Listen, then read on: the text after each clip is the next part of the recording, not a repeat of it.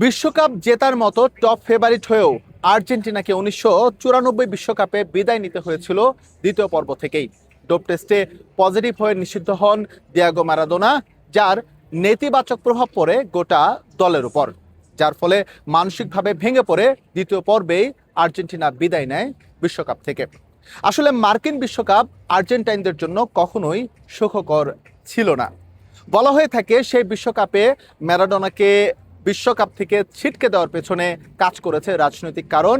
কেননা ওই সময়টায় দিয়েগো ম্যারাডোনার সঙ্গে কিউবা কিংবা ভেনেজুয়েলার যে রাজনৈতিক নেতা, তাদের সঙ্গে বন্ধুত্বপূর্ণ সম্পর্ক ছিল এবং যেটা ছিল মার্কিন যুক্তরাষ্ট্রের রাজনৈতিক পরিপন্থী, যার ফলে একটা ষড়যন্ত্র করে বা কোনো প্যাচে ফেলে দিয়েগো ম্যারাডোনাকে ডোপ টেস্টে পজিটিভ করানো হয় এবং যার ফলশ্রুতিতে আর্জেন্টিনা বিশ্বকাপ থেকে বিদায় নেন। এবং দিয়েগো ম্যারাডোনা পজিটিভ হয়েও কিন্তু একই কথা বলেছিলেন যে তিনি কোনো ডোপ নেননি। আমেরিকায় প্রবেশের পর তাকে এক ধরনের এনার্জি ড্রিঙ্ক খাওয়ানো হয়েছিল, যে ড্রিঙ্কে ওই নিষিদ্ধ ড্রাগের অস্তিত্ব পাওয়া যায় পরবর্তীতে।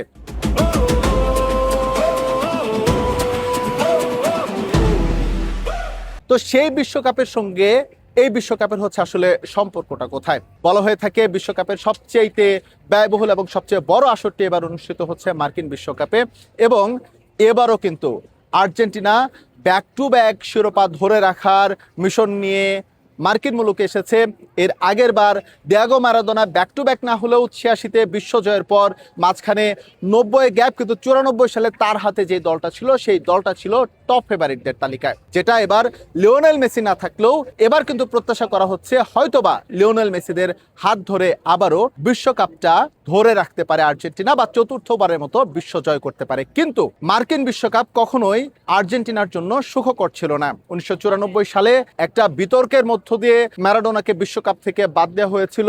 একই বিতর্ক না হলেও একটা বিতর্ক তৈরি করার চেষ্টা করা হচ্ছে লিওনেল মেসিকে কেন্দ্র করে, যাতে লিওনেল মেসিকে বিশ্বকাপ বা আর্জেন্টিনা দল থেকে ছিটকে দেওয়া যায়, এক অথবা দুই ম্যাচের জন্য বসিয়ে রাখা যায় গুরুত্বপূর্ণ কোনো একটা ম্যাচে, যার নেতিবাচক প্রভাব পড়বে গোটা একটা দলের উপর। ফলশ্রুতিতে আর্জেন্টিনা আবারও বিশ্বকাপ থেকে ছিটকে যায়। আলজেরিয়ার বিপক্ষে দুর্দান্ত একটা হ্যাট্রিক করেছেন লিওনেল মেসি, যেটা তার বিশ্বকাপে প্রথম হ্যাট্রিক। তার এই হ্যাট্রিকেই জানান দিচ্ছে 38 বছর বয়সেও তিনি কতটা প্রস্তুত একটা দলকে বা আর্জেন্টিনাকে বিশ্বকাপ উপহার দেওয়ার জন্য। একটা ফাউলকে কেন্দ্র করে রীতিমতো তুলকালাম কাণ্ড বাঁধিয়ে ফেলা হয়েছে, যদিও অনফিল্ড রেফারি বা ভিএআর প্রযুক্তি কোনোটিতেই কিন্তু লিওনেল মেসির সেরকম দোষ খুঁজে পাওয়া যায়নি, যেটা সরাসরি লিওনেল মেসিকে রেড কার্ড দেখাতে হবে বা লিওনেল মেসিকে নিষিদ্ধ করতে হবে।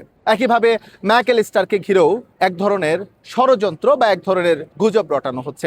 সত্যিই যদি আর্জেন্টিনার উপর আয়োজক দেশের কোনো বিষেধাগার থাকে বা যদি এখানে কোনো রাজনৈতিক পরিস্থিতি যুক্ত থাকে, তাহলে এই বিশ্বকাপ থেকে লিওনেল মেসিকে নিষিদ্ধ করা বা দুই ম্যাচের জন্য বসিয়ে রাখা কোনো নিষেধাজ্ঞা দেয়, সেটা কিন্তু কোনো ঘটনাই না। এবার আসি ফিফার নিয়ম কি বলে।